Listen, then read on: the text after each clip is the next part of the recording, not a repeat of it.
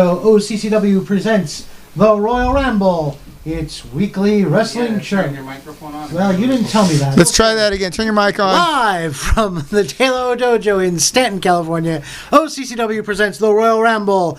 And now, here's your host, the man who once got $1,000 by selling the rabbit a black market bowl of tricks, Jonathan Malice. Well, yes. As a matter of fact, in an unrelated story, as I was cruising through uptown Stanton early this morning, because I get up with the crack of dawn, I noticed a coyote running the street with the Roadrunner in his mouth. Meep, meep. Yeah, so that's how crazy things have gotten around here. Hello, everyone, and welcome to another edition of the Royal Ramble, Orange County Championship Wrestling's flagship show on its flagship station, the Free Admission Channel. I want to thank you all for tuning in tonight. Those of you who have taken a break from your binge watching, from your mask making, from your toilet paper hoarding, to your hand washing. I want to thank you all for tuning in and welcome my good friend, the Prince of Punsters, the Duke of... I forgot. I had the double negatives, the Earl of Euphemisms. Ladies and gentlemen, he is the inimitable Lex Icon. Thank you for being here tonight, Lex. It's funny, you almost came up with a new Ric Flair catchphrase. What's that? The toilet paper hoarding, oh, yeah, mask making, stealing wheeling. Yeah. And it's funny because here in California, they talk about flattening the curve or bringing the curve down, and all across the country and around the world, you're hearing things, mass layoffs, hospital stuff, people locked in place, public elected officials holding campaign rallies in the middle of briefings and whatnot. And so I just want to tell you all very much that this will pass. It may be a few more weeks. It may be a month or two. It may be till the end of the year. Ladies and gentlemen, America, our grandparents, and their grandparents have seen far worse, be it World War II and the halting of the Third Reich, be it the Great Depression as far back as World War I, and even the Spanish flu from 1918? They've all seen it, and they had much less to fight it with than we do now. They didn't do a lot of binge watching. They probably did quite a bit of binge drinking. They also survived disco. Disco, yes, disco. And you know what? Frankly, we survived the Kardashians. So, we can make it. We can make it. And I want you guys to know that when this clears, when we are back to bumping and twisting and throwing and choking and pinning and slamming, OCCW will have the biggest show Orange County has ever seen from an indie promotion. Mark my words. Whether it's at one of the local American Legion posts or even in a bigger venue, I promise you all, OCCW will return with a new look, a new roster, bigger and better than ever. And speaking of bigger and better than ever, conspicuous in his absence this week is our legendary intrepid reporter, Jack Bruce Davidson, who is actually sheltered in place today, not because he's ill, not because he's scared, but because he has got some hot breaking news that he had just cashed in, and he didn't get here on time. So, producer Robert, if you could take us to the inimitable Jack Bruce Davidson. He's all we see. Hello, everybody. It's me. I can't hear a damn thing he's saying. And I'm here to bring you the news. So, for our first story today, an unidentified WWE employee Robert, is there any way we can hear? has tested positive for coronavirus. Who has? The WWE released a statement about the person saying that they are not of in-ring talent and that they are already in recovery. If that seems to be the case, then awesome, great for you, whomever you are. And basically, it's relief that they acknowledged the problem rather than tried to hide it. But, crazy. So, for our second story, WWE has been permitted to keep filming their events in the Performance Center in Orlando, Florida, due to the governor of Florida labeling the WWE's filmings as an essential business. And this can get dodgy depending on whatever perspective you have with the news, but basically I could see it from both ways. Story number 3. The Revival have been granted their release from the WWE. Scott Dawson and Dash Wilder have expressed their displeasure with WWE and have asked for their releases many times, being turned away, given the tag team championships, hopefully to keep them around. And now that they're out of the WWE, and something important to note is that there is no compete clause with them, but due to the current crisis, it's unlikely that they'll be wrestling right away. Basically, all signs point to them going to AEW due to two factors. One, Arn Anderson being one of the producers of AEW, and his influence on their careers and their style. They have often referenced him as part of the Four Horsemen as an inspiration behind their whole gimmicks. And two, the Young Bucks are in AEW. They're actually big names there, and they've been hyping a match with the Revival for as long as YouTube was a thing, even before AEW was a thing. And they would say F the Revival, this, that, and the other thing, and we're probably gonna get to see that match now. And story number 4, the XFL have ceased all operations, costing Vince McMahon millions of dollars. This comes as unfortunate considering that the football was actually good. PJ Walker was the league MVP, and it was actually compelling football. And it's a bummer that it's down, but I guess it's a good thing that some of the guys got to go, to the NFL, and due to the recent coronavirus situation, the league really can't afford to stick around. And then for the next story, WWE 2K21 has reportedly been canceled. Reasons include the split between 2K Entertainment and Ukes, and due to the coronavirus pandemic, not being able to pay employees or not being able to have any real product to build off of. So it seems that WWE 2K21's not happening this year.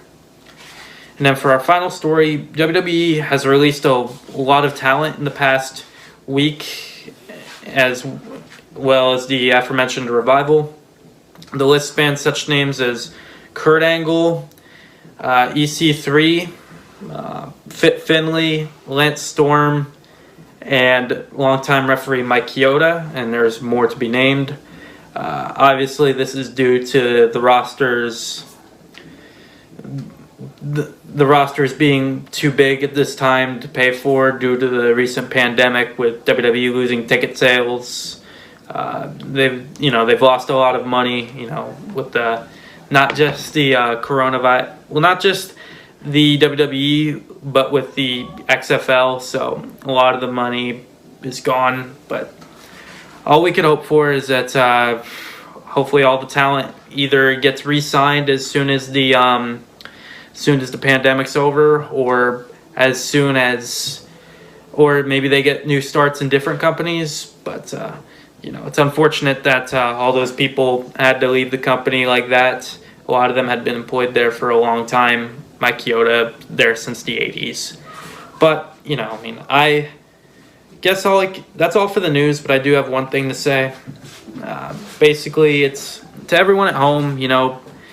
Take care of your families, have fun, stay safe, practice social distancing, eat a good diet, tell everyone you love that you love them, obviously, keep the positivity up. This isn't going to last forever. There is a light at the end of the tunnel, and everything's going to be okay.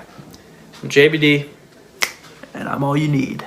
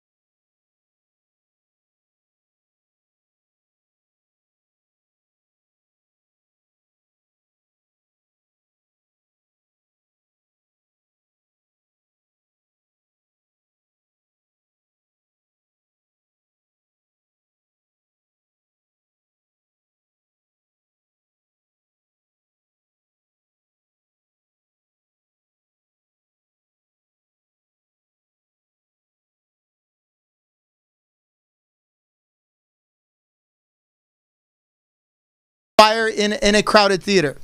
All right? But you see the WWE letting all these people go. Yep, I have a full list here, by the way. Okay, and we'll get to it. Here's my question to you. Are they really letting these people go, or is it a situation, and just humor me for a moment, nobody, I would say very few business travelers, especially in the sports entertainment world, or the sports world, let's say, or the entertainment world, travel as much as WWE talent, right? True. They go across the country and around the world. Another day, another airport, another public transportation vehicle or private transportation. But, if anyone is due to catch this coronavirus that we hear is, around the world, in Europe and Asia and all these other hotspots where they've gone, how do you think that maybe this isn't merely a cost-cutting measure, but maybe they're kind of covering the tracks? They don't really want people to know just how many members of the WWE roster is actually sick. Well, the fact that they actually came out and actually have released a statement about, I believe it's 3 of their people currently have contracted it. And I know JBD mentioned it. I don't think he named name. Then one of the names I heard bandied about was Corey Graves.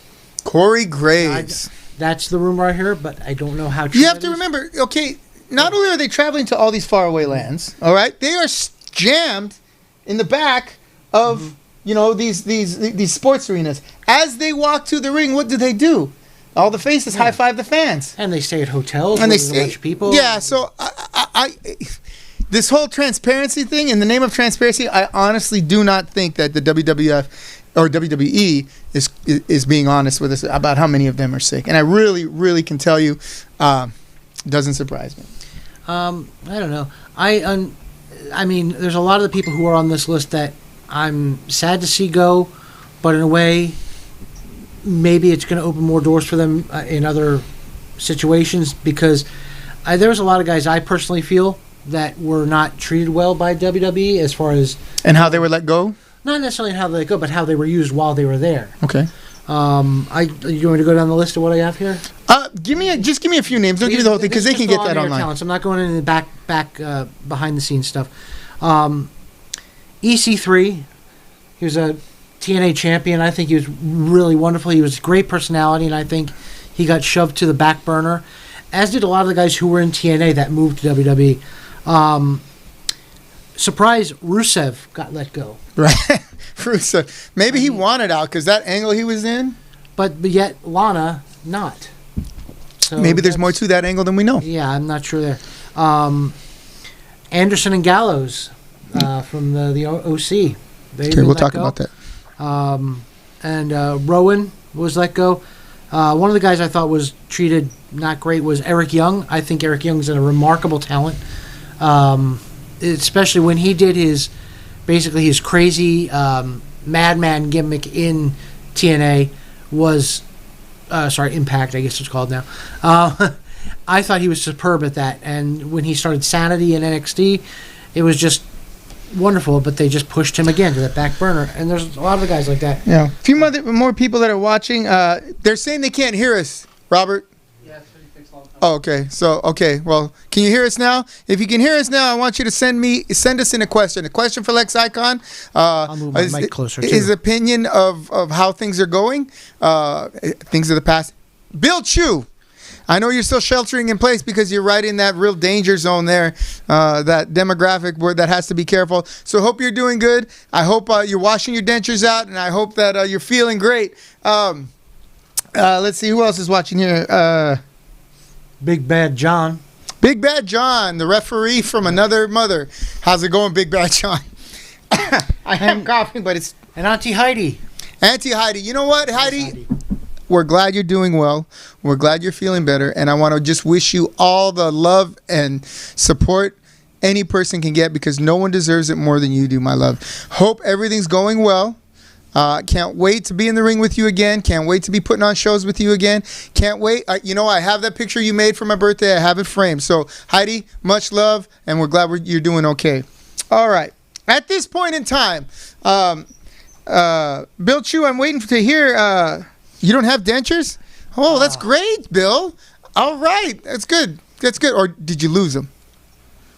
Anyway. We got another watcher. Who's this? Bulletproof. Bulletproof. Bulletproof. You know what? Let me say something about Bulletproof. He's one of the guys in this business that is often overlooked and really, and I'm guilty of it myself, underutilized. He's as tough as they come. He's as mean as they come. And he's as pretty as can be. You know? I'm just saying. I mean, he's not my kind of guy. But what I'm saying is, Bulletproof, if you're out there, stay in touch. When this smoke clears, we will be, like I said, we're going to revamp the roster. We're going to have a bunch of newer faces coming in. We're going to try to utilize some of the gifts of the people who've been overlooked, and and we're going to go that route. Let's see, who else is here? You've never had dentures, Bill Chew? Well, how do you eat your food? I'm just kidding. Bill Chew, I know you take good care of your teeth. We tease Bill Chew because he's old, but really he's not that old. How old are you, Bill Chew? Send that in, Bill Chew. How old are you? All right. And tell us what it was like when George Hackenschmidt wrestled at Carl Gotch. All right. We've got a match on deck for you. This is from late last year, 2019, December. It was known as Black Saturday. I guess that was November, the Saturday after Thanksgiving. This is a hard-hitting match between two mean motor scooters in the creature from the sewer, Freddie Helmuth, and the spaghetti-bending machine, Vito Fratelli. And here we go.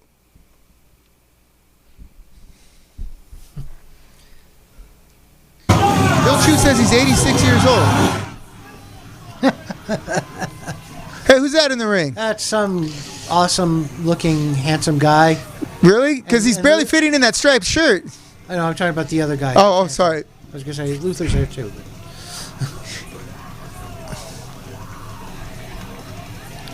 And there's another good-looking dude right there. Clearly dressed for the occasion.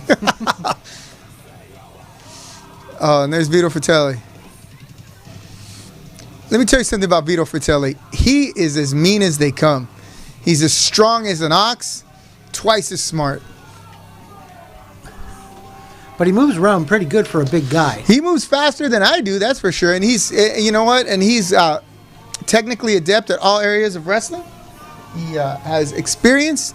He has determination. He's got a chin the size of Bismarck, North Dakota. What's he saying to you there? Do you recall? I think he was just telling me to get the heck out of the way. And I ain't going to argue with Vito. No, definitely not.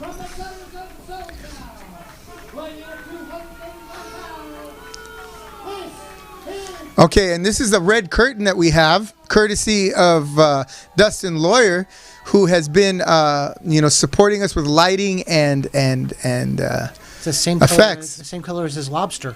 Yes. By the way, Dustin Lawyer, if you're out there, look us up. I want to hear how your lobster's doing and how your cats are. I know. Oh, there he is. Helmuth. The creature from the sewer. Or the gutter. The gutter, not the sewer, the gutter. I'm sorry. Yeah. Okay, fun fact. When I first started in... Oh, gee, and they're off. A quick start. That's 300 pounds coming off, probably off that ring apron, into your face. Oh, some forearms for Freddie Helmuth's good measure. And just a world-class beatdown going on before he even gets in the ring, Lex. Yeah. These two guys are both hard hitters. But Helmuth without his signature kendo stick at this point. Right. My fun fact is that when I first started working in wrestling, my first show in California, I was a referee. Helmuth was in my very first match as a referee. Oh, yeah? It was a tag team match. It was Helmuth and Sasha Derevko. Oh, wonderful human being. Versus Chef John Hill and Foob Dog. Foob Dog. I know Foob Dog. He owes me $500. That was for Sam Knight's promotion down in San Diego. We did that. Wow. When was that? 98? Oh God, it's got no. Yeah, no, I wasn't. I was about 6 years ago, I think. Okay. The story behind it was there was supposed to be a battle royal, and I was invited to be in it by another friend of mine, Cody Phipps, another wrestler. But there was a lot of travel problems, so they canceled the battle royal. and said they had me on as a ref. Well, that'll work. That'll work. Got me started. Robert, can you put that on after this? What you're doing now?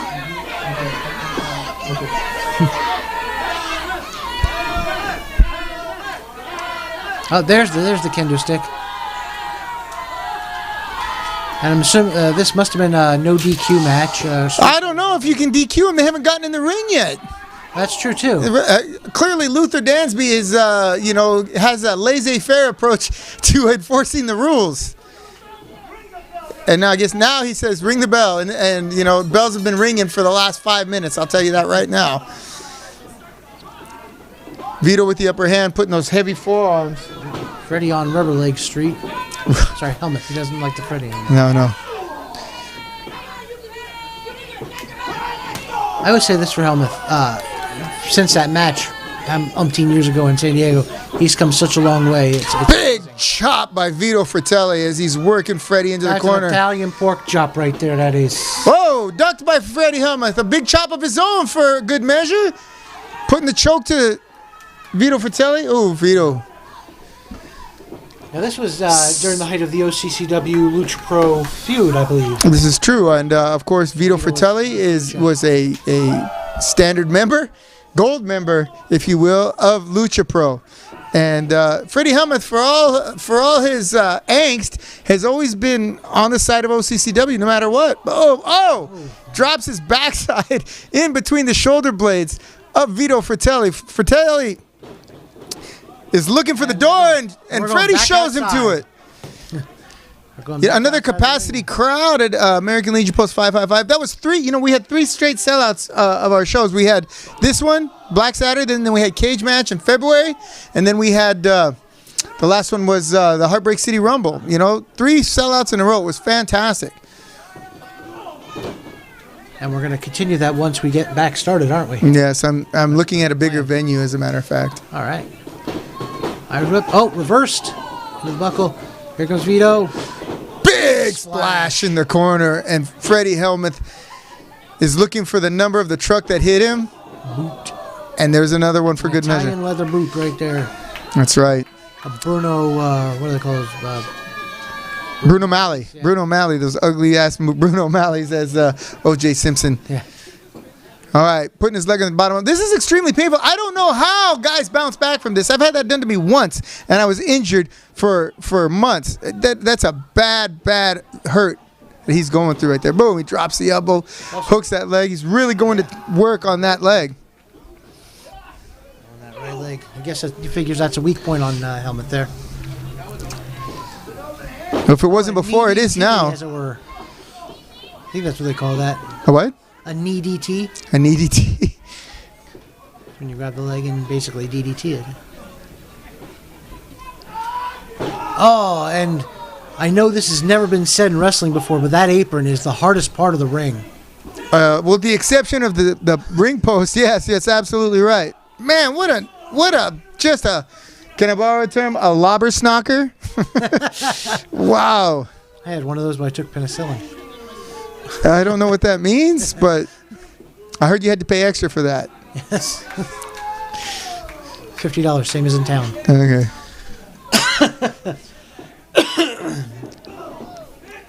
Freddie trying to fight back here, but those shots looking like they might have no effect. But, he's coming alive. Freddie's putting that right hand to him. But a nice pump kick. Every time Helmuth gets a little bit of steam up, Vito's shutting him down.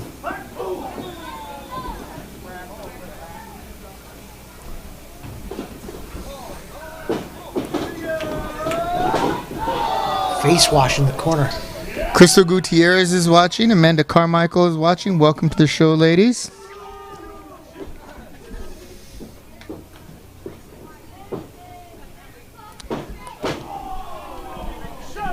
Kick, possibly low.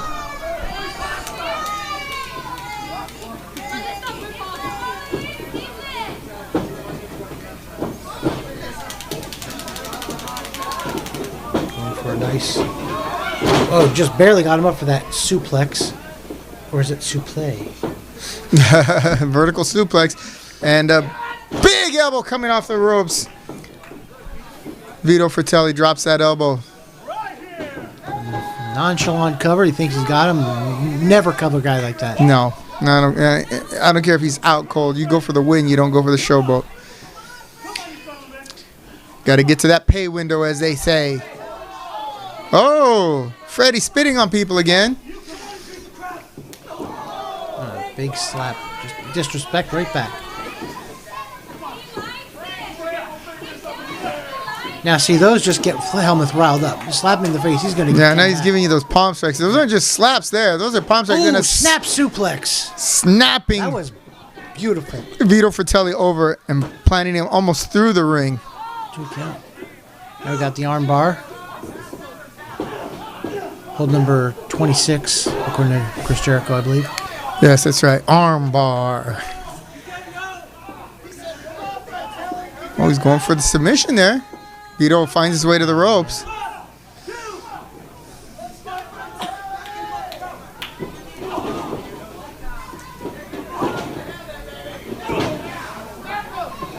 When Helmuth has someone down, he's vicious. Yeah. Can't let Vito get to his feet, though. Ooh, Vito coming storming back. Vito's down, you got to keep him down. Whips him to the ropes.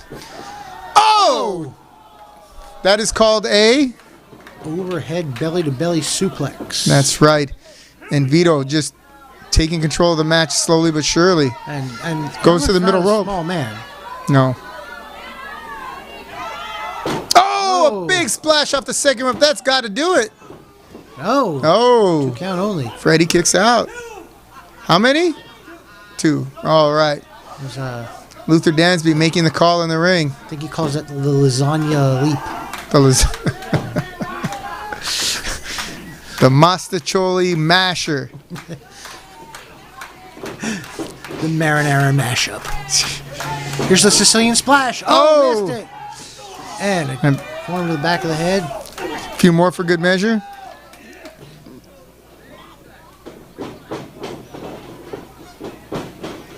Nice clothesline and buckle. Yep. Going for another suplex. You might be going to the well once too often there, Fred, with that suplex. Whips him to the corner. Oh. Gonna try the splash again. Misses with another splash. Oh, and a belly to back. German. Or German suplex, as it were. Both men are down. I thought it was way too early for Vito to try that splash again. He just missed it one time. Wasn't long enough to try it again. Didn't have the guy compromised enough. There's Luis Tapia refereeing on the outside.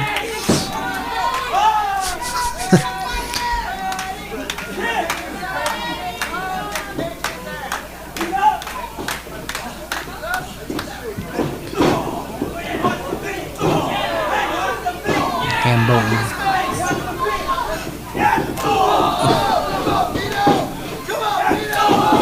Or just putting the Shades beats of to him. Outback Jack Outback Jack.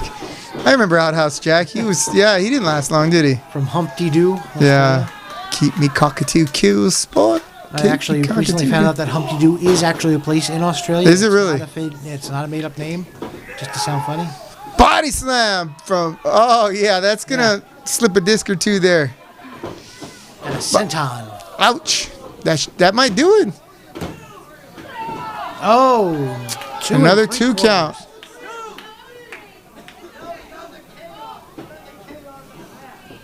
Elijah Richardson is watching. Hey Elijah, thanks for tuning in.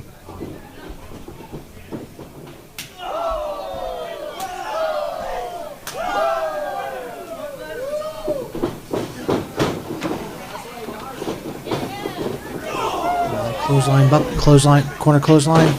Down he goes. Little posterior for posterity. It's called the Hell Mouth. Oh man! What'd you get? Oh, it's called getting it in the end.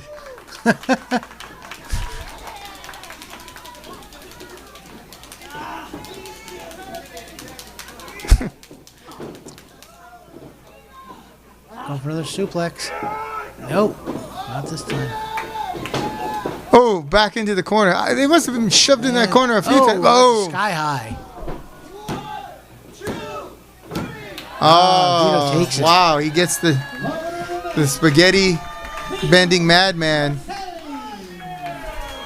gets the Duke over. Airborne Alfredo Slam. Wow. And you know what? Helmuth may not be the same after that. That's what you get at Italian Denny's. All right. Well, there you have it. One of the matches from Black Saturday. We'll be bringing you some more both this week and next week. What is this? What is this? Next match for the evening. Okay, our Shawn next Michaels match. This versus is Lex Luger. producer Robert's. Which one are you, Robert?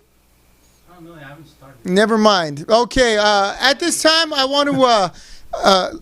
Lex Icon is going to be taking his spot on the couch, and we're going to welcome in our new guest while Robert plays. Sounds dirty. Robert Going vies for the Intercontinental Championship. Here we go, and Lex is going to give us a call. Give the call. There's the mic right there.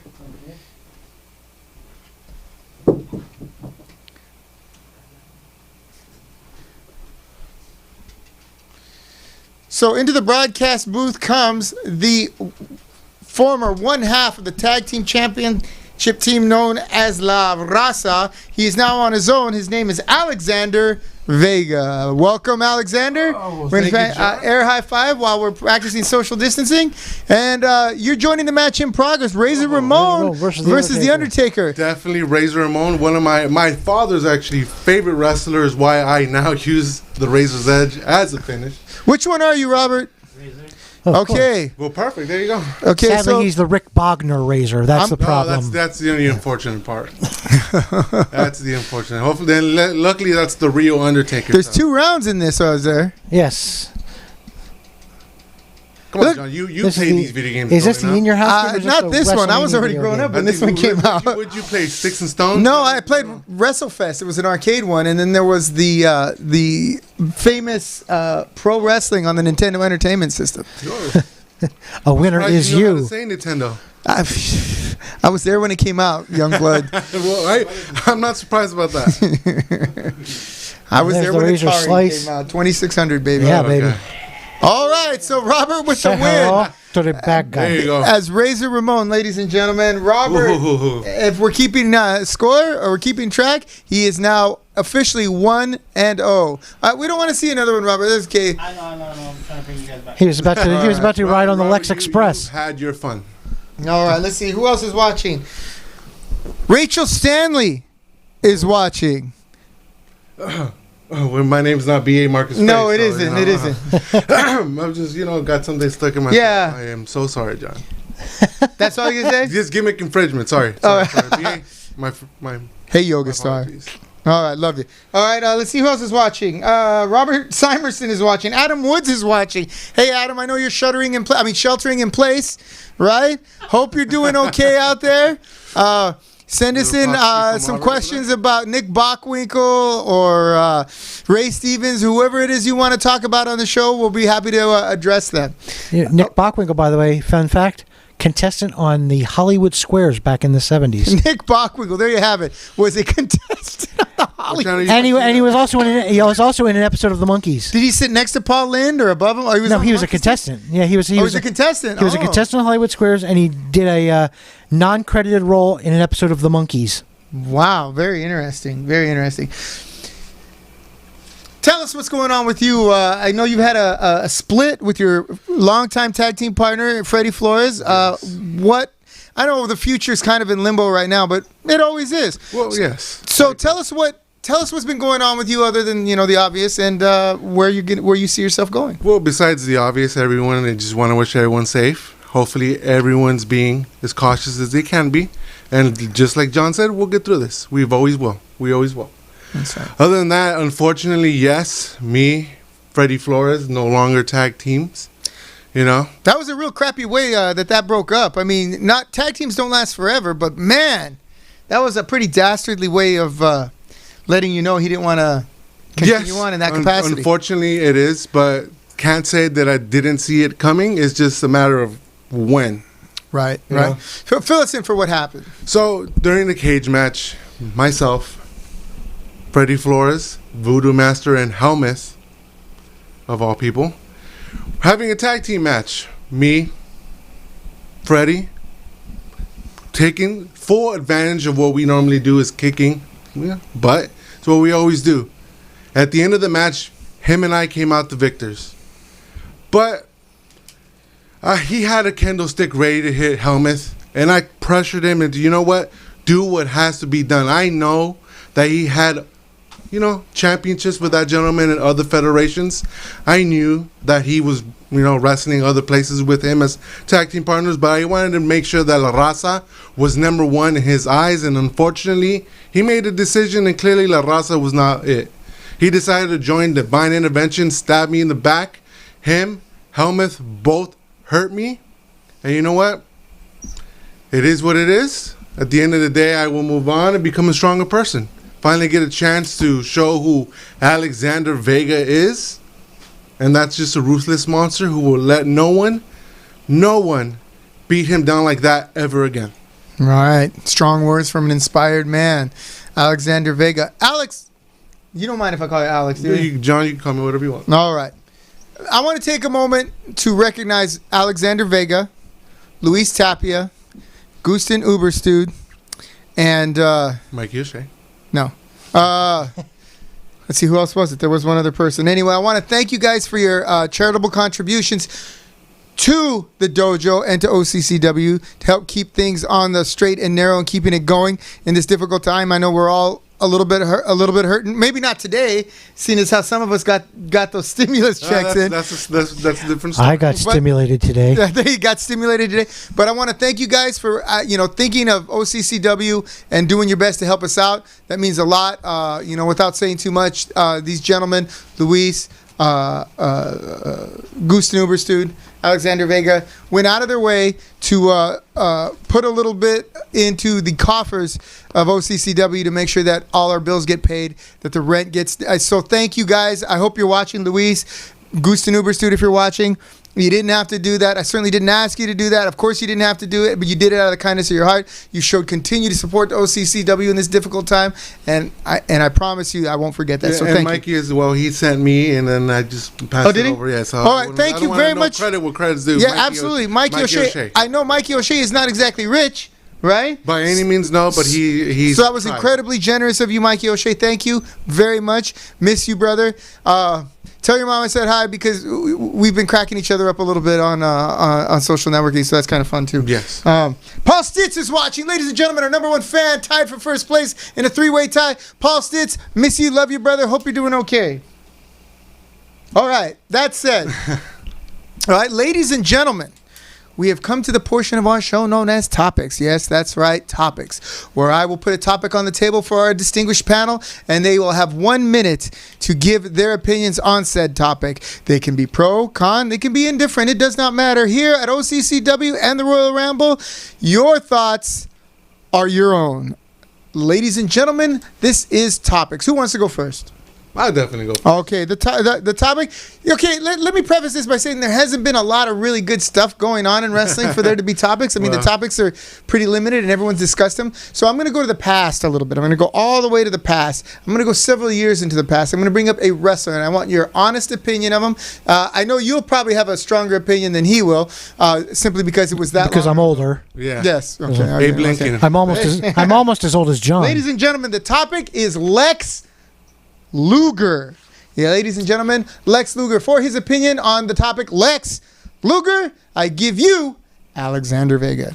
Lex Luger was not the best wrestler, if you will. He was Vince McMahon's golden goose after Hogan, but unfortunately, as we all seen with the Lex Express, that didn't really work out to Lex's favor. That was terrible. No, yes, that definitely was. I mean, they pushed him to the moon, but no one wanted to jump on board. Lex, you know what? He was a great talent, even for the NWA, even though he did run away from Bruiser Brody in a cage match, so they say. Well, have you seen that match? I've seen that match. Yeah. It didn't seem as bad as the story led out to be. That's true, too. But, we never know behind the scenes. Yeah, but, that was bizarre. I remember watching that going, what the hell is going on? It was a hell of a match, though, I'll tell you that. But, yeah, Lex Luger is one of those. Unfortunately, Lex's career, I feel like it gets overshadowed by the death of Elizabeth, because he is, unfortunately, I think even he's admitted that he is one of the culprits and why it came down to what it came down to. But Lex is a good person. After his career, it's okay. Okay. And there you have it, ladies and gentlemen, a very well thought out opinion. I know my wrestling, John. And you say, "Oh, just because I know my wrestling." Yeah, you do. I am duly impressed. I think we may have a new regular guest on the Royal Ramble. All right. Okay. For his opinion on Lex Luger, we have the icon of lexicography, the stalwart of synonyms, the master of the viceroy of verbiage, ladies and gentlemen, Lex Icon. Okay, now Lex Luger was 1980s and early 90s Bill Goldberg. He had a good look. He had a good intensity. Not that great of a wrestler. He had more moves than Bill Goldberg, I'll tell you that. Just a few. Because Goldberg only has two, a glorified tackle and a glorified suplex. Okay. But when he first broke in and they brought him into the Four Horsemen to replace Ole Anderson, it kind of worked because Ole was kind of out of touch with what was going on at the time, and he was just he looked tired, let's put it that way, and he injected and Lex injected energy. Unfortunately, he's flighty.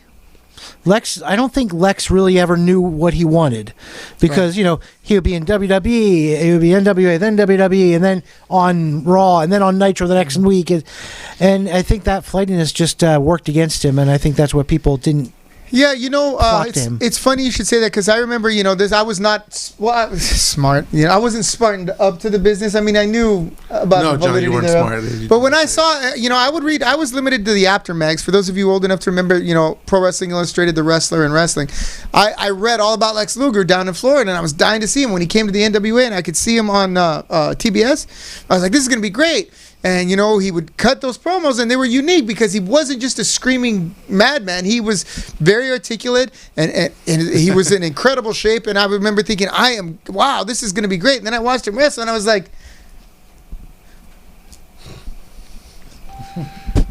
right? So there you have it. So, and then after a while, every time I saw him show up on WWE or WCW during the Nitro, I was like, get you go on. I will say this: when he first came in WWE as the narcissist, right? If they had kept him as the narcissist and not switched him to the All-American so quickly, I think he would have done a lot better, because he was a great narcissistic heel. Yes, he was true. Vince McMahon personified.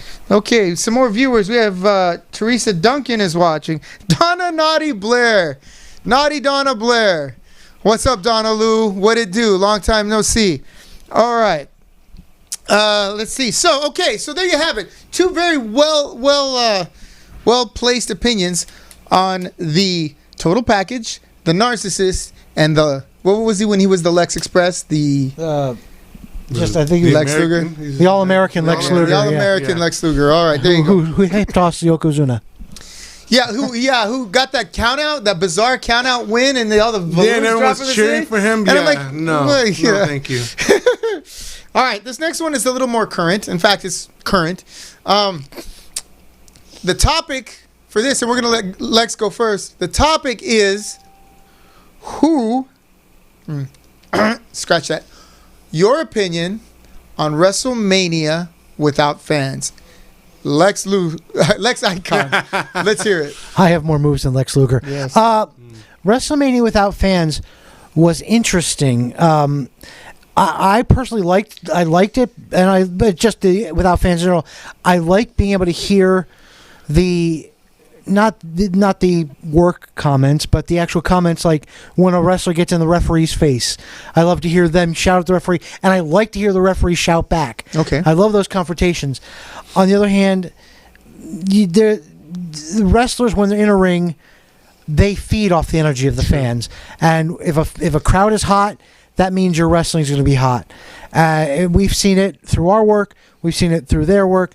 So WrestleMania without fans, it works on some levels, but it doesn't on some levels.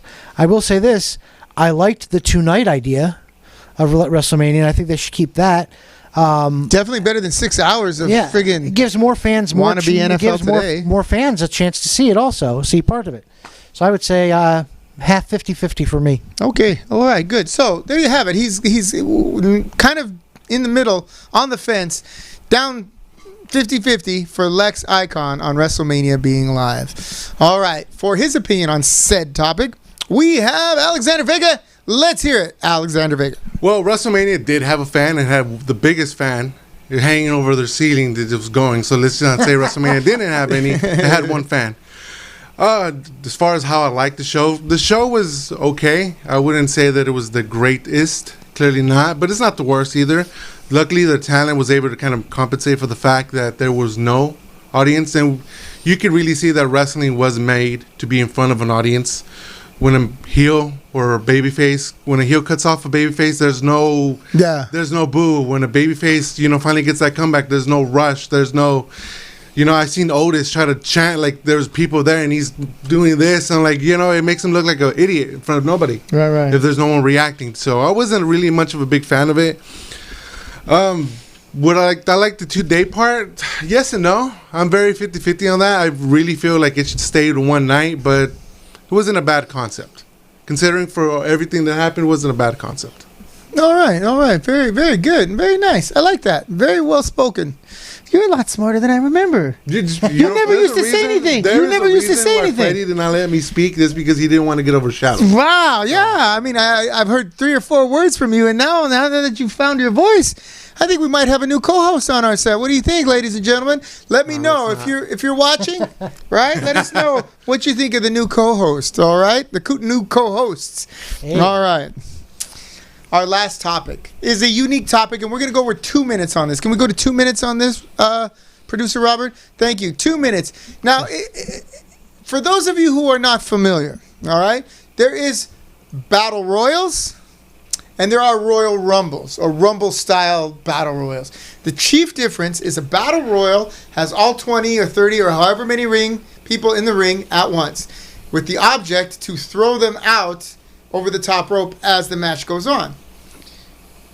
The Royal Rumble can have anywhere from 2 men to 20 men as they come in at different times, every 2 minutes. 2-man Royal Rumbles suck, though. 90-second intervals. The 2-man Royal Rumbles, they're the worst. Yeah, those are, yeah. No, 2 men in at a time. All right, anyway. That said, that being explained, we have our Rumble-style Battle Royal and our traditional Battle Royal. For his opinion on the topic of traditional Battle Royal versus Royal Rumble, we go to Alexander Vega. So on that is for me it's a very, very simple answer is Royal Rumbles. Something about that factor of not knowing who's gonna be there, right? Definitely creates. It makes it. It really does. Once you see so many people in there, so many people get lost in it that you don't know that a legend's there. You don't know that certain somebody's there that came back for one time. You lose that. You don't see that anymore. It's great to see those pops when you see out of nowhere Sean Waltman come into the ring. You're like, oh God, Sean, or you see Road Dogg, you see certain somebody, even when we do ours, and they're like, oh my God, I didn't know he was here for this. I think that is what really makes the Royal Rumble what the Royal Rumble is compared to a Battle Royal. Okay. I really feel that the Royal Rumble really has its appeal, and it is why so many people to this day try to mimic it. AEW did it. I don't know if WCW ever did it. I'm not 100 on that. But probably not. They probably would have gotten sued. There's a reason why it has become a main staple of the WWE. Sometimes more, I think, waited for than the WrestleMania sometimes is that Royal Rumble when we get into January. I agree. I watched the Royal Rumble on ESPN the other day. It was much more interesting than any of the other pay-per-views I've been watching on ESPN. Exactly. It was, yeah, I agree. Yeah. When you see Edge, when you saw Edge come for the first time, that's what we this would have been a Battle Royal. You just saw Edge in there, just like, wait, is that? No way. He doesn't get the moment to shine, and that's why I feel that standard traditional Battle Royals are just. Okay, so that's for the WWE, but what about for like us? Like, we've had Battle Royals and we've had Rumble style Battle Royals. Rumble style Battle Royals are the best too. Okay, here that's a unique. That's why we do that style here. Yeah, I guess that's why they never show any Battle Royals really. No, other than the Rumble style. Exactly. Interesting. Okay, great. Great thoughts and on an interesting topic. Okay, for his opinion on Rumble style Battle Royals versus traditional Battle Royals, we're gonna go to Lex Icon. Once again, before we start, I want to thank everyone who's watching. Let's see. Isaac Gomez is watching. Daisy Navia is watching. Luis Tapia is watching. Cynthia Navia, are you watching? Are you watching? You better be watching. By the way, Cynthia Navia, I want to give you a shout out. She had this Easter. Did you guys see the Easter egg battle, the tournament? Yes, the OCCW Easter egg tournament? I didn't see the whole thing because I know my name was in there. Did I get picked at all? Fantastic.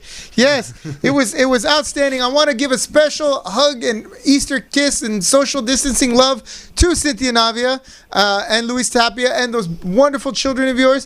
Thank you so much. That was just a fantastic diversion from the hell that was the Zoom family conference we had on Easter Sunday.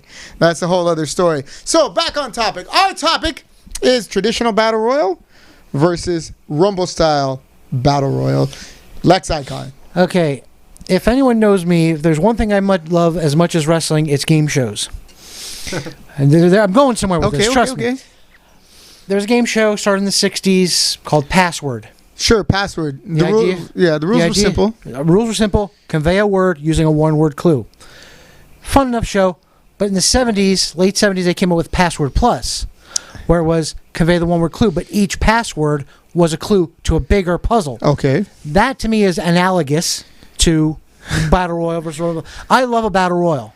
I think it's a wonderful way to showcase a lot of people, but a Royal Rumble style has just put that extra sauce on top of it. Okay. Like Alexandra said, you never know who's coming out. One of the other things I think is great about it is with a regular Battle Royal, you have 20 or 30 guys in the ring all at the same time. You can't watch everybody. You might miss stuff going on. You might miss someone getting thrown out. I mean, if you're live, you don't have the commentary. You don't have the commentators tell you who got thrown out. In a Royal Rumble situation, you have a maybe maximum of 8-9 people in the ring at once because the eliminations continue throughout the thing. So that way you can keep track of the action more. Plus, you can work out more if there's feuds going on, like when Jake the Snake in '89 entered. He was having a feud with Andre the Giant at the time, and then he got eliminated, and then he brought the Snake to the ring, and Andre went. Well, that was the first time it wasn't the first time I saw Andre the Giant eliminated, but I'd seen him eliminated before. But so you have that going for it. I'll watch a Royal Rumble style. I've been in a couple of them myself. Haven't won any yet. I don't think that'll happen, but I've been in a few myself as well. But won once actually. Yeah, wow, yeah. Plus it also gives opportunities for different spots because, especially in WWE, you have your regular stuff. You might have your comedy stuff, like when Drew Carey offered Kane money. Right. Oh, God. I mean, it was silly, but you have that opportunity to do all sorts of things in a Royal Rumble, more than you do in a regular. I got him in the Battle Hall Royal. of Fame, so. Bill Chu, in a Rumble, give some money. Yeah, Bill Chu was saying later, everyone stay safe, just distancing 6 feet when at the stores. Well, now it depends on what kind of store you're at, Bill, doesn't it? If you're at like the supermarket, well then yeah. But if you're at one of those passion stores, all right. Have you been to a passion store lately? Not lately. No, they're all closed. Apparently, they're not essential. That's where they're passionate around. Gun shops are essential, but those passion stores, the passionate words from a passionate man. So quit passionate around. Explain that to me. How is one more essential than I don't know. You're more likely to use those passionate toys than you are your gun, aren't you? Yeah, are you speaking for yourself? Yeah, I'm just wondering. All right. I don't know. Maybe that's a topic for another show. Your frustration right now, John. Ladies and gentlemen, we want to tell you thank you. We know you have many options when it comes to viewing YouTube, Facebook, the internet. I know binge watching is the order of the day now, and I wanted to thank each and every one of you, from Bill Chu to Luis Tapia and all folks I mentioned in between. Yes, Jessica Skylando, I did mention you. Go back and watch it. I want to thank you all for tuning in, taking some time out of your day to view Orange County Championship Wrestling's Royal Ramble. We'll be back. We'll be bigger, and we'll be better than ever. So thank you, much love, and I hope all of your bumps take place in the ring. ABC in you.